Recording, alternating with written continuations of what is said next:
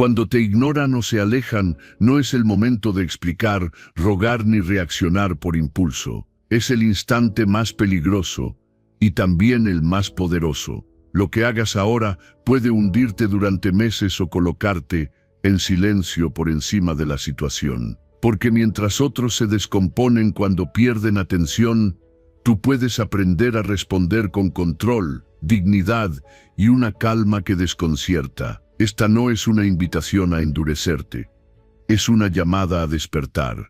Si alguna vez el rechazo te sacudió por dentro, quédate. Lo que viene puede cambiar para siempre la forma en que reaccionas cuando el mundo te da la espalda. Antes de empezar, quiero que tomes un momento y escribas en los comentarios: hoy mi calma manda.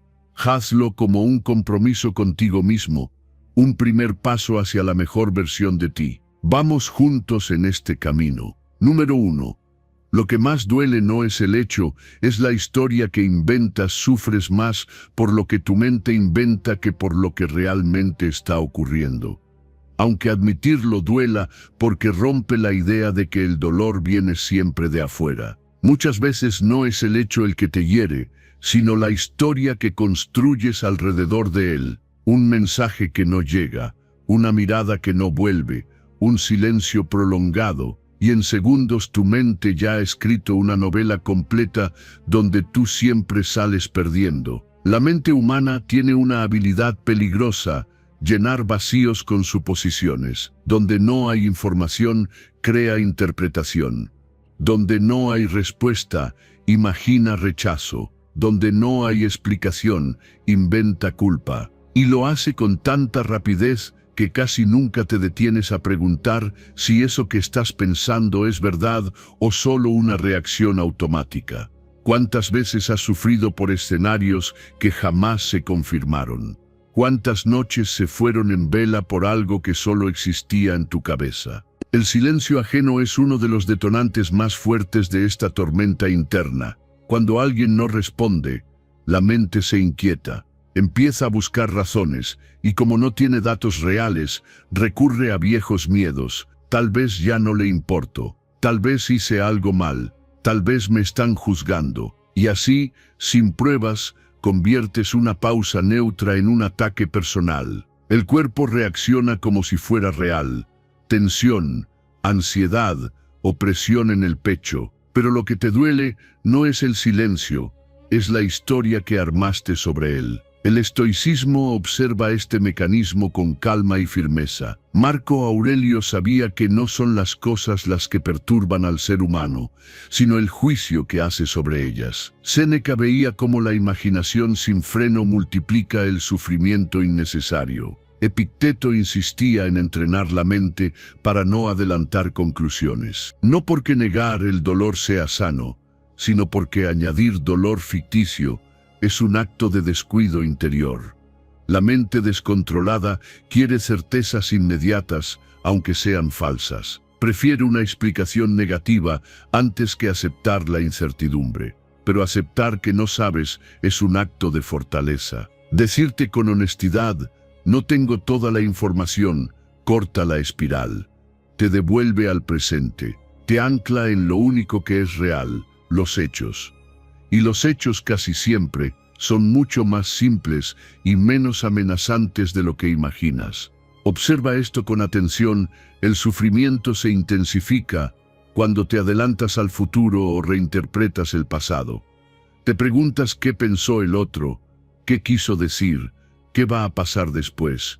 Y en ese viaje mental pierdes contacto con el ahora. El cuerpo está aquí, pero la mente está atrapada en escenarios hipotéticos. ¿Te das cuenta de cuánta energía se va en luchar contra fantasmas? ¿De cuánta paz pierdes por no quedarte en lo que realmente sabes? Entrenar la mente estoicamente no significa apagarla, sino educarla. Cada vez que surja una suposición, puedes detenerte y repetir con calma que no sacarás conclusiones sin datos. No como una frase vacía, sino como una decisión consciente. Te permites no saber. Te permites esperar, y en ese espacio, la ansiedad empieza a ceder.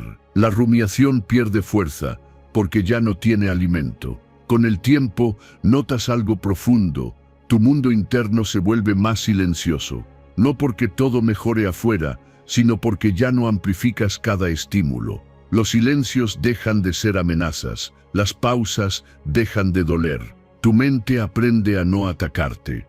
Y eso reduce el desgaste emocional de una forma casi invisible, pero poderosa. La vida seguirá trayendo incertidumbre, porque así es la condición humana. Pero cuando comprendes que gran parte del sufrimiento nace de lo que imaginas y no de lo que ocurre, recuperas control. No control sobre los demás, sino sobre tu atención. Y cuando tu atención deja de alimentar historias falsas, la calma aparece sin esfuerzo. No como una emoción pasajera, sino como una base más firme desde la que vivir. Número 2. La dignidad comienza cuando dejas de perseguir.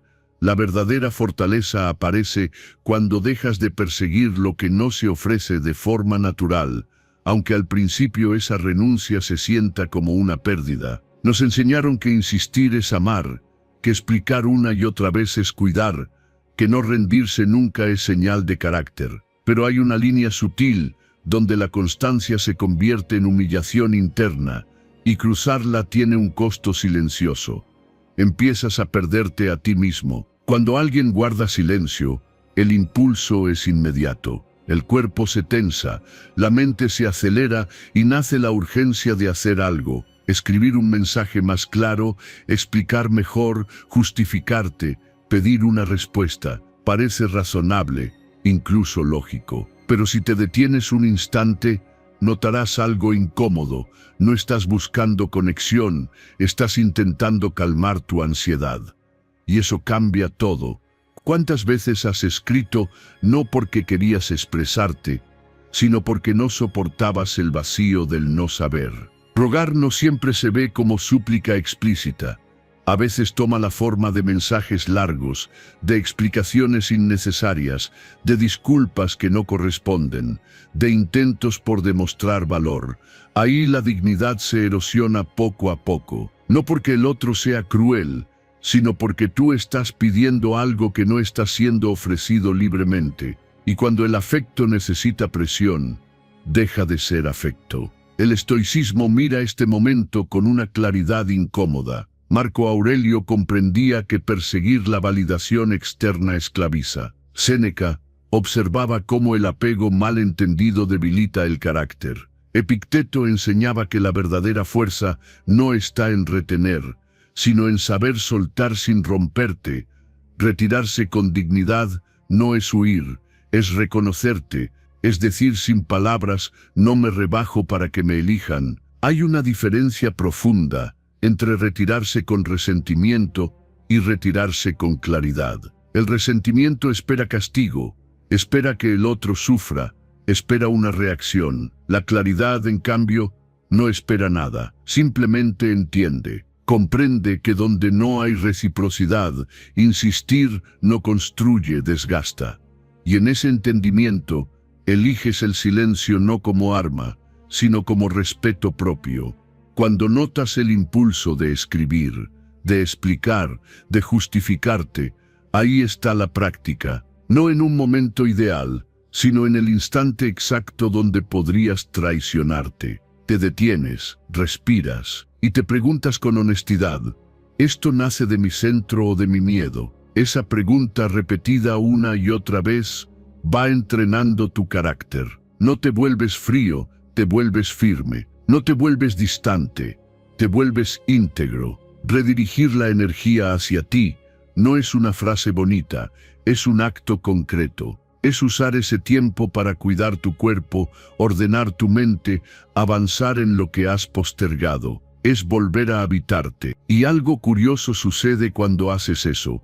La urgencia disminuye. El deseo de perseguir pierde fuerza porque ya no estás vacío. Empiezas a sentir respeto por ti mismo, y ese respeto se nota incluso en el silencio. La fortaleza real no hace ruido, no exige explicaciones. No corre detrás de quien se aleja, camina despacio pero firme. Sabe que el valor no se negocia ni se suplica. Sabe que el amor auténtico no necesita persecución, Y aunque al principio duela, con el tiempo entiendes que lo que parecía una renuncia fue en realidad una recuperación. Te das cuenta de que no perdiste al otro, te recuperaste a ti, que no callaste por orgullo, sino por coherencia, que no te alejaste por miedo, sino por claridad. Y desde ahí, algo se reordena dentro. Tu carácter se fortalece, tu respeto propio se asienta, y ya no necesitas perseguir. Porque cuando te eliges, todo lo demás deja de ser una urgencia. Número 3. Tu valor no se negocia con el silencio de nadie. Hay una verdad que incomoda porque desmonta una ilusión muy antigua. Tu valor no vive en la reacción de los demás, aunque durante años te hayan enseñado lo contrario. Desde pequeños aprendemos a medirnos por respuestas, por gestos, por atención. Si contestan, valgo. Si se quedan, importo. Si se van o callan, algo en mí debe estar mal. Y sin darte cuenta, empiezas a vivir pendiente de señales externas, como si tu dignidad necesitara permiso para existir. Cuando alguien se aleja o te ignora, el primer movimiento interno suele ser el mismo. La mente corre hacia adentro y pregunta con urgencia: ¿qué hice mal? ¿Qué me falta? ¿Por qué ya no soy suficiente? Ese reflejo parece natural, pero es una cesión silenciosa de poder. Es permitir que el comportamiento de otro defina quién eres. Es entregar el timón de tu identidad a algo que no controlas. Y ahí comienza el desgaste. Marco Aurelio entendía que nada externo puede tocar lo que no le entregas. Séneca observaba cómo las personas sufren más por la opinión ajena que por los hechos. Epicteto insistía en una idea simple y radical: si depende de otros, no es tuyo.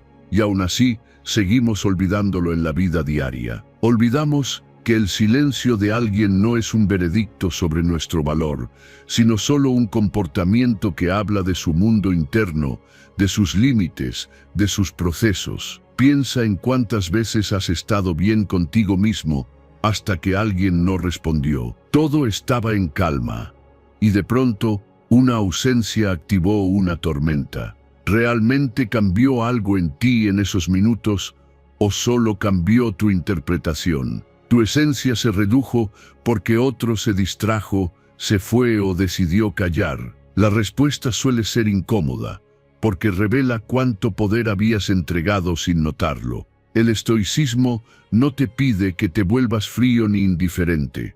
Te invita a ser firme, a construir un centro interno que no se derrumba con cada gesto externo. Te recuerda que tu dignidad nace de la coherencia entre lo que piensas, lo que sientes y lo que haces, no de la validación, no del aplauso, no de la permanencia de nadie. Cuando colocas tu valor ahí, en tu conducta, en tus principios, en tu forma de vivir, algo profundo se estabiliza. Cada vez que alguien no responde, no vuelve o se distancia, aparece una oportunidad silenciosa, la oportunidad de preguntarte con honestidad: ¿estoy entregando mi valor a algo que no controlo? ¿Estoy confundiendo atención con importancia? Esa pregunta, repetida con calma, corta el ciclo automático. Te devuelve al presente, te recuerda que tu identidad no depende de una respuesta, sino de tus elecciones. Empiezas entonces a reafirmarte de otra manera, no con frases vacías, sino con acciones alineadas. Sigues cuidando tu palabra, sigues respetándote, sigues avanzando en lo que consideras correcto, incluso cuando nadie mira, especialmente cuando nadie mira, porque ahí se forma la autoestima real, la que no fluctúa, la que no se infla con elogios ni se hunde con silencios. Hay algo profundamente liberador en dejar de perseguir reacciones. Cuando no necesitas que el otro confirme tu valor, recuperas energía, dejas de interpretar cada gesto, dejas de vigilar cada señal, vuelves a habitarte, y paradójicamente, es desde ahí donde tu presencia se vuelve más sólida, más serena, más atractiva incluso, no porque busques gustar, sino porque ya no te abandonas. La vida seguirá trayendo personas que se acercan y se van, silencios que duelen, distancias que confunden. Pero tú ya no te mides por eso. Te mides por tu integridad, por tu capacidad de mantenerte fiel a ti mismo en medio del ruido. Y cuando logras eso, algo cambia para siempre. Tu estabilidad deja de depender del comportamiento ajeno. Tu valor deja de moverse. Y por primera vez, descansas en algo que realmente es tuyo. Número 4. No todo el que se va te rechaza el silencio del otro, no siempre habla de ti, aunque la mente insista en colocarte en el centro de cada ausencia. Hay una tendencia casi automática a interpretar la distancia como un juicio personal, como si cada paso atrás fuera una evaluación secreta de tu valor. Esa interpretación duele porque te hace cargar con batallas que no te pertenecen. Cuando alguien se calla, cuando deja de buscarte, cuando se aleja sin explicación, la mente corre a llenar el vacío. Empieza a decirte que hiciste algo mal, que no fuiste suficiente, que fallaste en algo esencial. Y sin darte cuenta, conviertes una conducta ajena en una sentencia interna. ¿Te has detenido a pensar cuántas veces asumiste culpa por procesos que nunca conociste?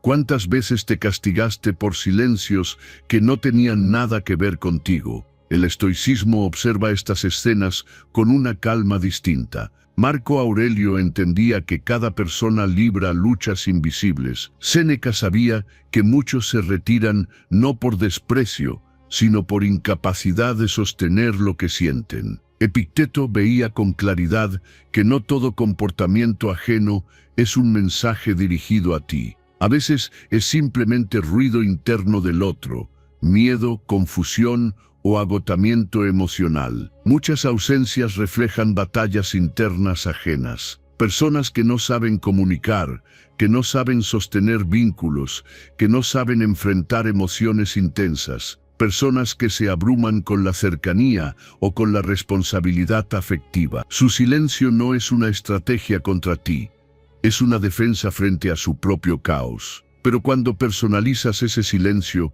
cargas con un peso que no es tuyo y distorsionas la realidad. El problema no es que el otro se aleje. El problema es lo que haces con ese alejamiento dentro de ti. Si cada distancia la conviertes en un ataque, vivirás siempre a la defensiva. Si cada ausencia la traduces como rechazo, tu autoestima vivirá en alerta constante. El estoico no niega el dolor, pero tampoco lo exagera con interpretaciones innecesarias. Aprende a separar hechos de historias. El hecho es simple: alguien se alejó. Todo lo demás es interpretación. Y la mayoría de esas interpretaciones nacen del miedo, no de la verdad. ¿Qué pasaría si por una vez no te tomaras ese silencio como algo personal? ¿Qué cambiaría si aceptaras que no tienes toda la información y que no necesitas tenerla para seguir en paz? Evitar personalizar no es justificar al otro ni minimizar lo que sientes. Es elegir objetividad. Es decirte con honestidad que no todo gira en torno a ti, que hay mundos internos complejos que no puedes controlar ni comprender del todo, y que no necesitas hacerlo. Cuando aceptas eso, algo se aligera por dentro. Observar, aceptar y continuar tu camino es una forma de respeto propio. Observas sin dramatizar, aceptas sin resignarte, continúas sin cerrarte. No persigues explicaciones que el otro no puede dar. No te quedas atrapado esperando claridad de alguien que ni siquiera la tiene para sí mismo. Sigues adelante con dignidad, sin rencor y sin autoataque. Con el tiempo, esta postura cambia tu experiencia emocional. Ya no reaccionas de inmediato ante cada silencio. Ya no te preguntas obsesivamente qué hiciste mal. Ya no necesitas comprobar constantemente si sigues siendo importante. Tu centro se fortalece porque deja de depender de interpretaciones externas. La carga emocional disminuye porque ya no absorbes conflictos ajenos. La objetividad no te vuelve frío, te vuelve estable. Te permite ver la realidad con menos distorsión y más serenidad. Entiendes que algunas personas se van no porque tú falles, sino porque ellas no saben quedarse. Y eso no define tu valor ni tu capacidad de amar. Cuando comprendes que el silencio del otro no siempre habla de ti, recuperas espacio mental, dejas de vivir en defensa, empiezas a moverte con más claridad. No necesitas cerrar el corazón ni endurecerte, solo necesitas dejar de asumir responsabilidades que no te corresponden. Ahí ocurre un cambio silencioso pero profundo. Sigues abierto, pero no ingenuo. Sigues disponible, pero no dependiente. Sigues siendo tú, sin cargar historias que no escribiste. Y en ese equilibrio, la vida se vuelve más liviana, más honesta y mucho más habitable. Número 5. Cuando el cuerpo se fortalece, la mente se endereza. Tu mente no se fortalece solo pensando distinto. Se fortalece cuando el cuerpo aprende a sostener incomodidad sin huir. Esta verdad suele incomodar porque rompe la idea cómoda de que todo cambio es mental. Puedes leer, reflexionar y entender mucho, pero si tu cuerpo vive abandonado, la mente tarde o temprano se vuelve frágil. No por falta de inteligencia, sino por falta de anclaje. Hay días en los que no estás triste, estás débil. Hay momentos en los que no estás confundido, estás agotado. El cuerpo y la mente no son entidades separadas, dialogan todo el tiempo. Cuando el cuerpo se vuelve pasivo, la mente empieza a divagar. Cuando el cuerpo se disciplina, la mente encuentra estructura.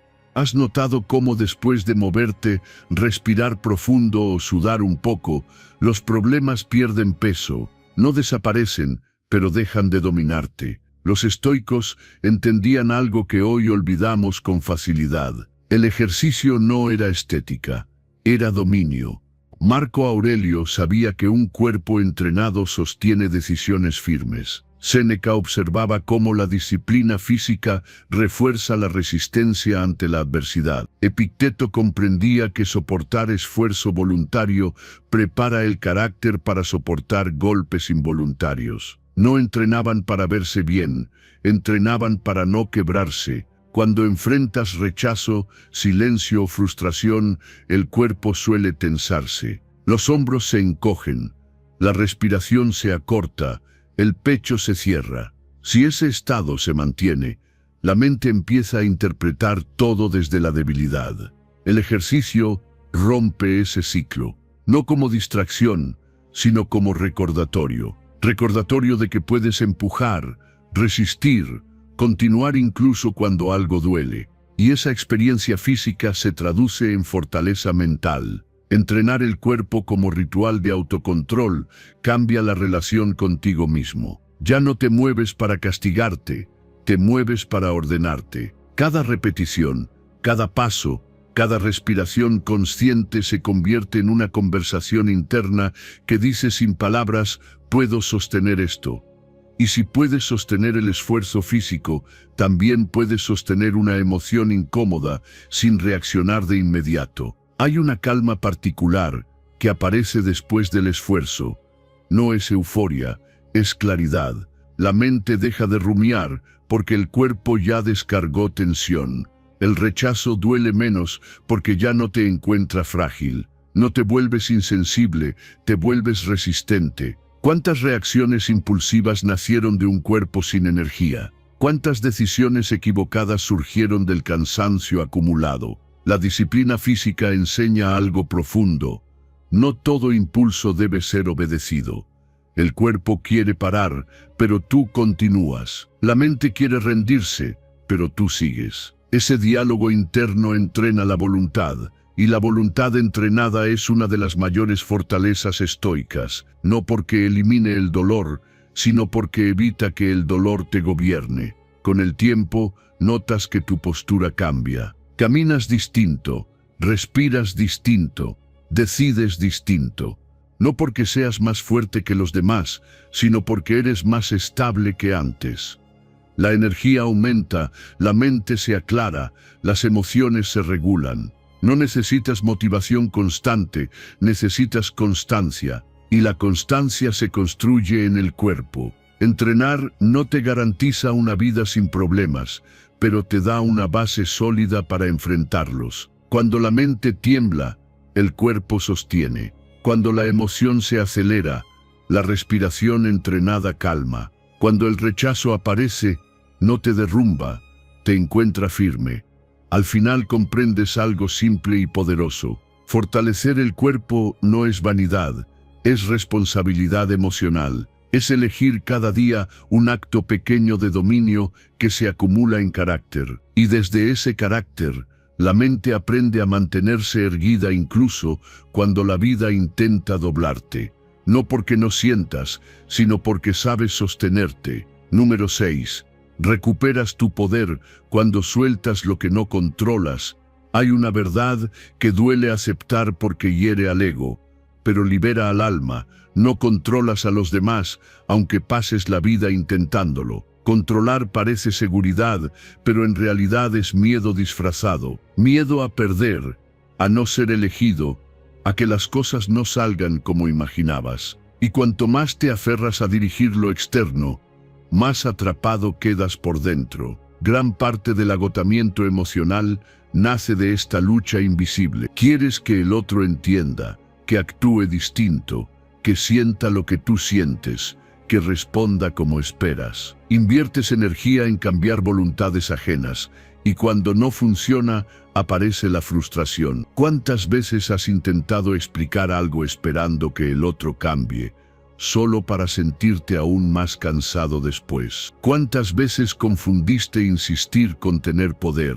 El estoicismo mira este conflicto con una serenidad que incomoda al principio. Marco Aurelio sabía que las personas actúan según su naturaleza, no según tus deseos. Séneca comprendía que intentar dominar lo ajeno es una fuente constante de sufrimiento. Epicteto fue claro al señalar que hay cosas que dependen de ti y cosas que no, y que confundirlas es el origen de la angustia, no como teoría, sino como práctica diaria. Las decisiones de otros, sus emociones, sus silencios, sus distancias, no te pertenecen. No son una extensión de tu voluntad, son territorio ajeno. Cuando intentas gobernarlo, te desgastas. Y lo más paradójico es que pierdes justo lo único que sí podrías dirigir, tu reacción. El estoico no busca controlar el mundo, busca gobernarse a sí mismo. Y ahí ocurre el giro profundo.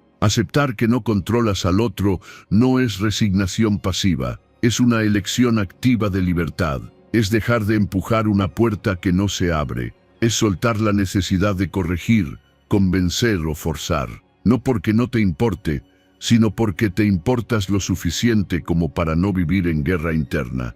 ¿Qué cambiaría en tu vida si dejaras de luchar contra lo que no depende de ti? La mente, sin embargo, se resiste. Quiere intervenir, arreglar, anticipar. Cree que si piensa más, si insiste más, si se explica mejor, logrará controlar el resultado. Pero la experiencia demuestra lo contrario. Cuanto más intentas dominar lo externo, más ansiedad aparece.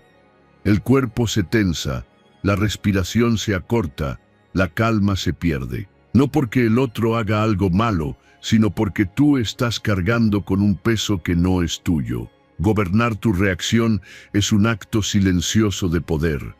No se nota desde fuera, pero se siente profundamente por dentro. Cuando algo ocurre, puedes observarlo y preguntarte con honestidad, ¿esto depende de mí? Si la respuesta es no, sueltas, no con rabia, no con desprecio, sino con claridad.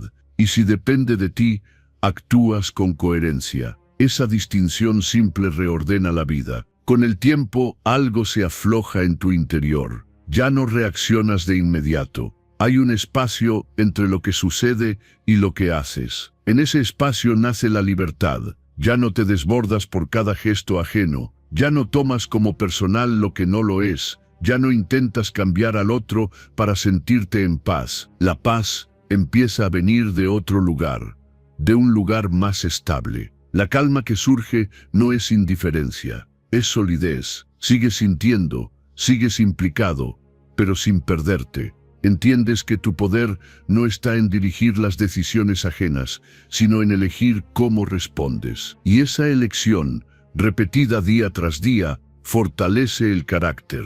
Te vuelves menos reactivo, más consciente, más dueño de ti. Al final, descubres algo sencillo y profundo. Cuando aceptas lo que no controlas, recuperas lo que sí. Tu atención, tu energía, tu serenidad. Y en lugar de vivir reaccionando al mundo, empiezas a habitarlo con calma. No porque todo esté bajo control, sino porque tú por fin lo estás. Número 7. Amar sin depender es fuerza, no frialdad. El desapego no te vuelve frío, te vuelve lúcido, aunque al principio la mente confunda soltar con perder el corazón. Nos enseñaron que amar es aferrarse, que querer es necesitar, que si no duele no es real. Y así crecimos creyendo que la intensidad del apego era prueba de profundidad, cuando muchas veces solo era miedo a quedarnos solos. El estoicismo viene a incomodar esa idea, no para quitarte sensibilidad, sino para devolverte equilibrio. Puedes amar sin depender, aunque esa frase parezca contradictoria cuando nunca te lo enseñaron. Puedes sentir sin desaparecer dentro del otro. Puedes cuidar sin controlar.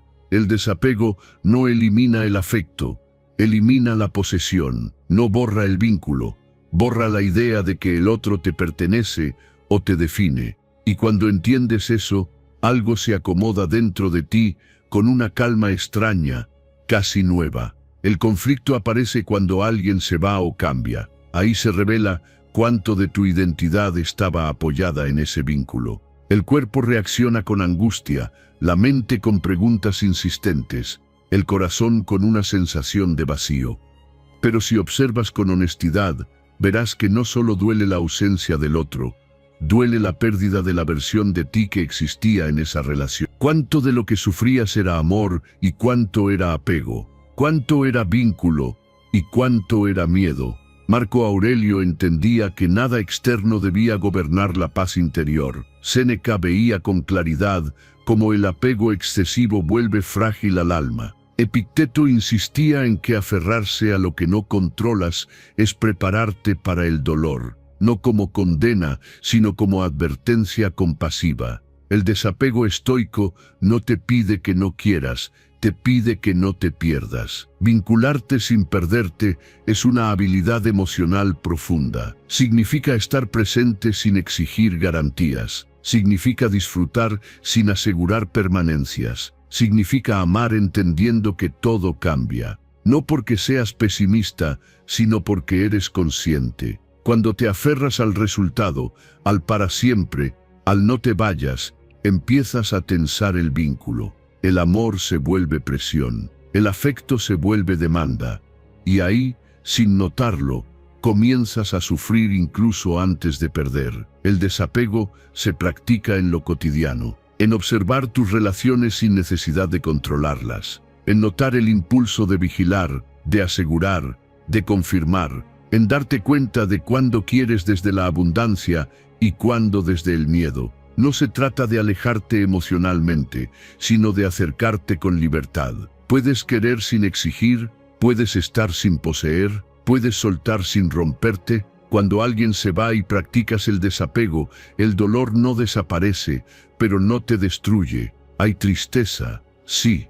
Hay silencio, hay duelo, pero no hay colapso de identidad. No te pierdes en la ausencia, no te defines por lo que terminó. Sigues siendo tú, con tu centro intacto, y esa diferencia lo cambia todo. Con el tiempo notas que tus relaciones se vuelven más sanas, menos miedo, menos control, menos dramatismo interno. Ya no amas desde la carencia, amas desde la elección. Y eso paradójicamente fortalece los vínculos que permanecen, porque no están sostenidos por la necesidad, sino por el deseo genuino de compartir. El desapego no te endurece, te vuelve flexible, no te distancia, te estabiliza, no te quita amor, te quita el miedo a perderlo. Y cuando el miedo se va, el corazón respira distinto. Ya no ama para salvarse, ama para expresarse. Ya no se aferra para no caer, se sostiene por sí mismo. Ahí aparece una forma más inteligente de sentir, una inteligencia emocional que entiende que nada te pertenece, pero todo puede ser vivido, que nada es seguro, pero todo puede ser apreciado. Y desde ese lugar, amar deja de ser una amenaza y se convierte en un acto libre, sin cadenas, sin miedo, sin perderte en el camino. Número 8. Escribir es sacar el veneno de la mente. Lo que no se expresa no desaparece, se queda dentro y empieza a pesar, aunque intentes ignorarlo. Se acumula en forma de tensión, de pensamientos repetidos, de emociones que regresan cuando menos lo esperas. Crees que has seguido adelante, pero algo sigue hablando en silencio dentro de ti, y mientras no lo escuches, seguirá buscando salida. La mente no está hecha para cargar con todo sin descargar nada. Cuando callas lo que duele, no te vuelves fuerte, te vuelves rígido. Y la rigidez siempre termina rompiéndose. Muchas personas creen que pensar es resolver, pero pensar sin ordenar es solo girar en círculos. Las ideas se mezclan, las emociones se confunden y el dolor se enquista. ¿Cuántas veces has revivido la misma escena sin entender por qué no se va? ¿Cuántas noches tu mente repitió lo mismo una y otra vez? El estoicismo comprendía algo muy humano: lo que no se saca hacia afuera termina gobernándote desde adentro. Marco Aurelio escribía para aclararse, no para mostrarse. Séneca veía la escritura como un diálogo honesto consigo mismo. Epicteto entendía que poner palabras al caos interno era una forma de recuperar dominio. No escribían para guardar, escribían para soltar. Cuando escribes, algo cambia. El pensamiento deja de ser abstracto y se vuelve visible. Lo que estaba difuso toma forma. Lo que parecía inmanejable se vuelve concreto. Al escribir, la mente se ve obligada a ordenar, a elegir palabras, a reconocer emociones. Ya no todo es ruido. Aparece claridad, aunque sea incómoda al principio. Escribir no es buscar frases bonitas ni coherencia perfecta. Es permitir que lo que duele tenga voz. Es sacar sin censura lo que no te atreves a decir en voz alta. Rabia, miedo, culpa, tristeza, confusión. Todo tiene lugar en el papel, no para justificarlo, sino para liberarlo. ¿Qué pasaría si dejaras de luchar contra lo que sientes y simplemente lo escribieras? Hay una diferencia profunda entre rumiar y escribir. La rumiación encierra, la escritura libera. Cuando rumeas, repites. Cuando escribes, avanzas. Aunque escribas lo mismo varias veces, cada palabra descargada pesa menos dentro. El cuerpo se relaja, la respiración se amplía, la mente descansa. No porque el problema desaparezca, sino porque ya no lo cargas solo en silencio. El acto de destruir lo escrito también tiene sentido. No escribes para aferrarte a la historia, escribes para soltarla. Romper el papel, quemarlo, desecharlo es un gesto simbólico poderoso. Le dice a tu mente que no necesita conservar ese dolor para aprender, que puede dejarlo ir, que expresar no es lo mismo que revivir eternamente. Con el tiempo, notas que tu diálogo interno cambia. Ya no explota de golpe porque encuentra salida antes, ya no se acumula hasta desbordar. La escritura se convierte en higiene mental, como limpiar una herida antes de que se infecte. No esperas a estar al límite, descargas antes, te cuidas desde dentro. La claridad que aparece no siempre es inmediata, pero es real. Empiezas a distinguir qué te duele de verdad y qué era solo ruido emocional. Ves patrones, reconoces miedos antiguos, comprendes reacciones que antes te dominaban. Y esa comprensión no nace del análisis frío, nace del contacto honesto contigo mismo. Escribir no te hace débil, te hace responsable de tu mundo interno. No te encierra en el pasado, te permite soltarlo. No te hunde en la emoción, la drena. Y desde ese drenaje aparece algo que parecía perdido: espacio interno. Al final, descubres que muchas batallas no se ganan enfrentando al mundo, sino escuchándote sin juicio.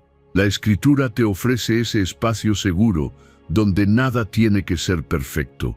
solo verdadero. Y cuando lo verdadero sale, deja de doler de la misma manera. Liberar la mente no siempre requiere respuestas, a veces solo requiere expresión. Y en ese acto simple, silencioso y honesto, empiezas a sentir alivio. No porque todo esté resuelto, sino porque ya no llevas todo dentro. Ahí, poco a poco, la mente se aclara y el corazón respira. Número 9.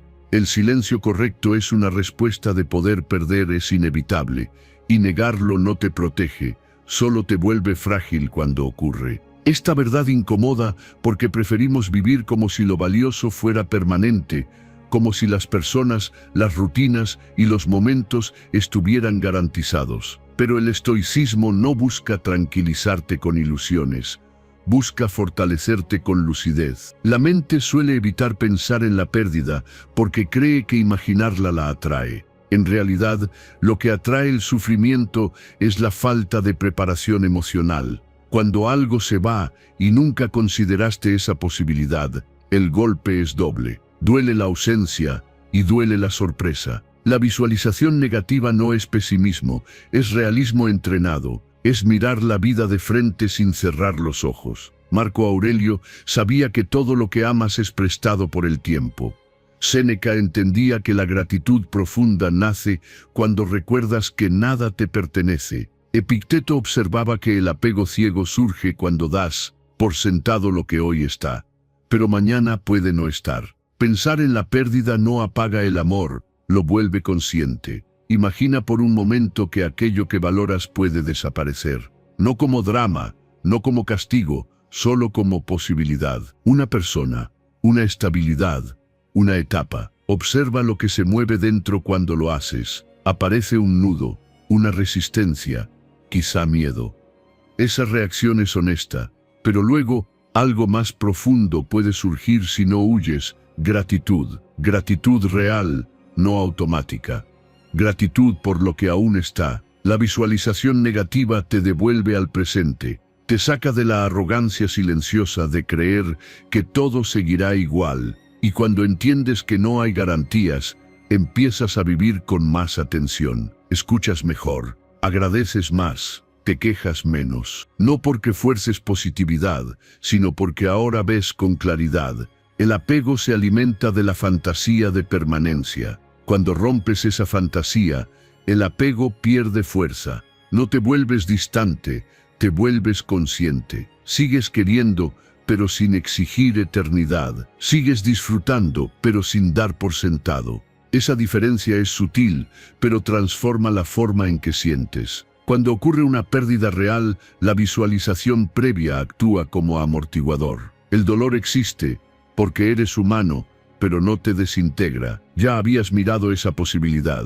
Ya habías aceptado que podía pasar. No te toma por sorpresa, no te roba el suelo bajo los pies. Te duele, sí, pero no te destruye. ¿Te has preguntado por qué algunas personas atraviesan cambios con más serenidad que otras? No es que sufran menos, es que estaban menos aferradas. Habían entrenado su mente para aceptar la impermanencia. No se identificaban totalmente con lo que tenían. Por eso, cuando lo pierden, no se pierden a sí mismas. Practicar esta visualización no requiere obsesión ni dramatismo. Basta un momento breve. Imaginar, aceptar, agradecer, luego seguir con el día. Ese gesto pequeño entrena algo grande: resiliencia. Te enseña que puedes vivir plenamente sin depender de que todo permanezca intacto. Con el tiempo, algo cambia en tu interior. Dejas de vivir con miedo a perder, porque ya no niegas la posibilidad. La pérdida deja de ser una amenaza y se convierte en parte del ciclo natural. No la deseas, pero tampoco te paraliza. Tu serenidad ya no depende de que nada cambie. La visualización negativa no te roba alegría, la purifica. Te enseña a valorar sin poseer, a amar sin exigir, a disfrutar sin aferrarte. Te prepara para la vida tal como es, no como quisieras que fuera. Y en esa preparación silenciosa, descubres una fortaleza tranquila. Al final comprendes que anticipar la pérdida no te quita lo que amas. Te permite amarlo mejor mientras está. Y cuando ya no esté, te quedará algo más profundo que la ausencia. La gratitud de haberlo vivido sin dormirte en la ilusión de que era eterno. Número 10. Menos expectativas, menos heridas. Esperar demasiado es una forma silenciosa de sufrir antes de que algo ocurra, y muchas veces de sufrir sin que ocurra nada. No duele tanto lo que pasa como lo que imaginaste que debía pasar. No pesa tanto la ausencia como la expectativa que habías construido alrededor de ella. Esta verdad incomoda porque te obliga a mirar hacia adentro y reconocer cuánto dolor nace de lo que anticipas, no de lo que vives.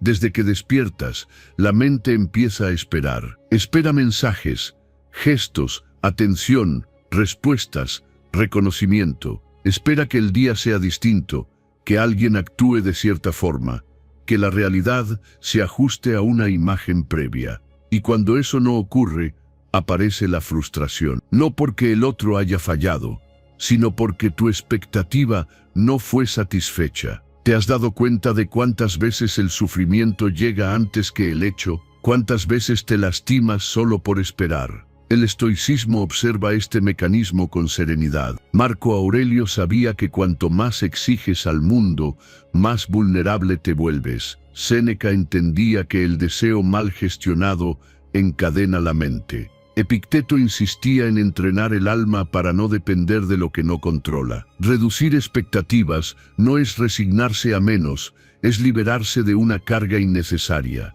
Cuando esperas algo de alguien, sin decirlo, le entregas poder sobre tu estado emocional. Tu ánimo queda suspendido de una respuesta externa. Si llega alivio, si no llega, dolor. Esa oscilación desgasta, no porque esperar sea malo en sí, sino porque cuando la expectativa se vuelve constante, se transforma en dependencia emocional.